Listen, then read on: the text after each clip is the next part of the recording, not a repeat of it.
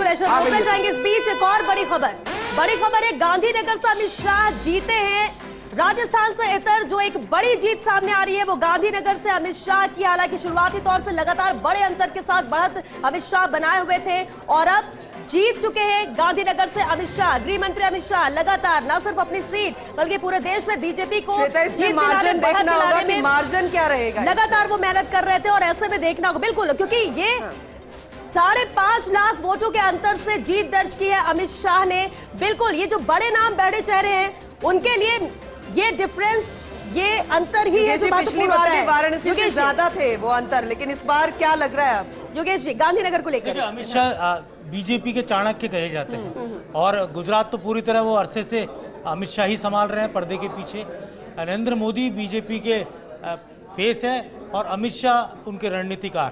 तो यहाँ पर ये वो सीट जो लालकृष्ण आडवाणी की सीट रही है और कहा जा सकता है गांधीनगर बीजेपी का गढ़ है। और गढ़ इस मायने में भी देख सकते हैं कि यहाँ पर पूरा गांधीनगर का और उससे पहले गांधीनगर से सटे हुए जो विधानसभा सीट जहाँ से अमित शाह खुद विधायक का चुनाव जीते थे, अब वो भी गांधीनगर से सटा हुआ है।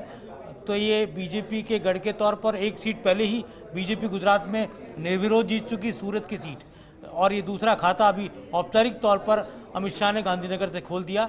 अब ये देखना होगा कि पूरी गुजरात को किस तरह से बीजेपी वहाँ जीतती। जो ये कहा जा रहा था एग्जिट पोल में भी कि गुजरात की 26 की 26 सीटें बीजेपी के खाते में जाएगी।